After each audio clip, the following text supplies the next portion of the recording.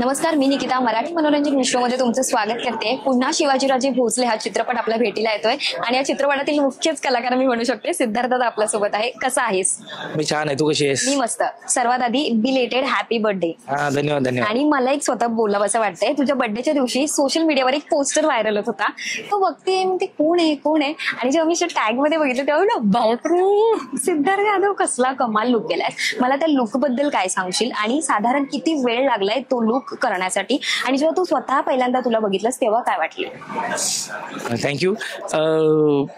पहिली गोष्ट म्हणजे तो लुक डिझाईन केला महेश मांजरेकर सरांनी स्वतः, जगदीश सर आमचे.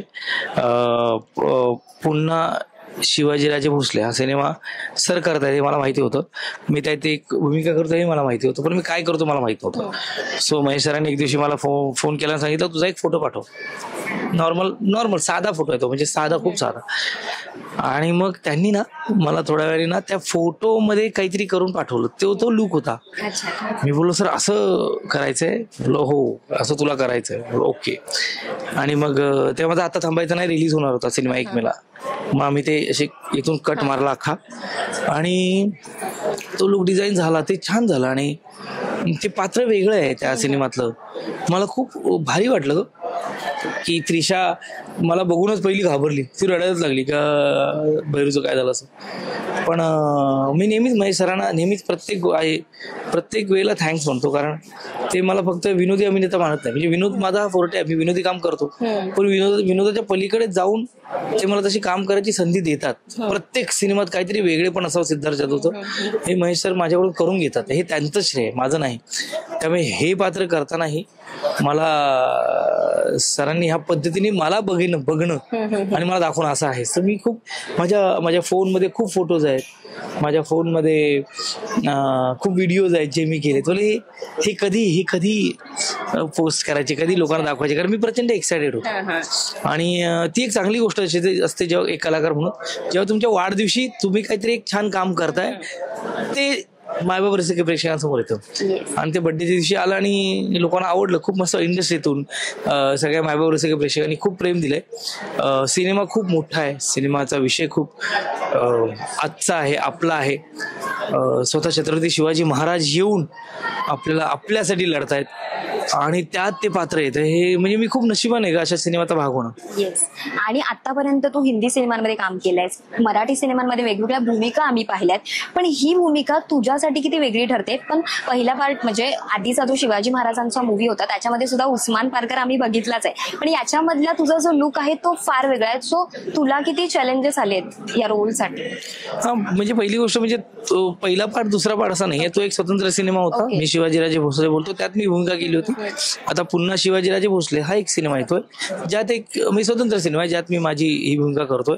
चॅलेंजिंग हेच होतं की महेश मांजरेकर सरांसारखा एवढा मोठा दिग्गज लेखक दिग्दर्शक जेव्हा आपल्यावरची जबाबदारी टाकतो की तुला ही भूमिका करायची आहे, तेव्हा मी जरा टेन्शन येतं आणि तेव्हा जरा असं वाटतं की आपल्याला काहीतरी प्रूव्ह करायचंय. आणि ते फक्त ते तशी जबाबदारी टाकत नाहीत, त्यातून बाहेर पडण्यासाठी ही महेश सर खूप मदत करतात. पात्र कसं साकारावं, ते कसं बोलावं, कसं ते प्रेझेंट होईल, मला कसं अपेक्षित आहे, तुला काय करायचंय, एक कॅरेक्टर करत असताना तू कुठल्या पद्धतीने करू शकतो, हे सगळं महेश सर सांगतात. त्यामुळे चॅलेंजेस एवढंच होतं की सरांना सरेंडर होऊन ते फॉलो करणं गरजेचं होतं आणि ते मी करण्याचा प्रयत्न केला.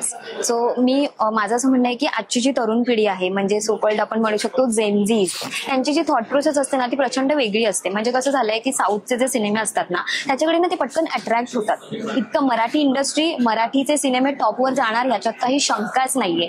पण त्या लोकांनी हे चित्रपट पाहावे, तरुणांनी याच्यातून काय शिकावं, त्यांनी कसे हे चित्रपट पाहायला यावं, त्याच्याबद्दल काय सांगशील? मला असं वाटतं मायबाप रसिक प्रेक्षक मराठी सिनेमा बघतायत आणि मराठी सिनेमावर जो प्रेम करतायत. साऊथ, हिंदी, प्रत्येक इंडस्ट्री आहे जे आपापल्या पद्धतीने काम करत असतं. माझा मराठी सिनेमा मोठा आहे आणि तो मोठाच आहे. मोठ्या संख्येने, म्हणजे यावर्षी तर ज्या पद्धतीने मराठी सिनेमावर मायबाप रसिक प्रेम करतात ते कमाल आहे. त्या पुन्हा शिवाजीराजे भोसले या सिनेमावर लोक भरभरून प्रेम करते, यात काही शंका नाही. येस. आणि जेव्हा एखादा मराठी ऍक्टर हिंदीमध्ये काम करून येतो तेव्हा त्याचं महत्व वाढतं, त्याचं स्टारडम वाढतं का, याच्याबद्दल तुला काय म्हणायचंय? नाही, याच्यातून मी काहीच बोलू शकत नाही. मी एवढं काही काम केलेलं नाही आणि मी जे काही काम केलंय ते मराठी नाटक, मराठी सिनेमांमुळेच केलेलं आहे. त्यामुळे असं मराठी हिंदी असं नाही, उलट मला काम करायला आवडतं. मी ते एन्जॉय करतो. येस, जाता जाता प्रेक्षकांना काय सांगशील?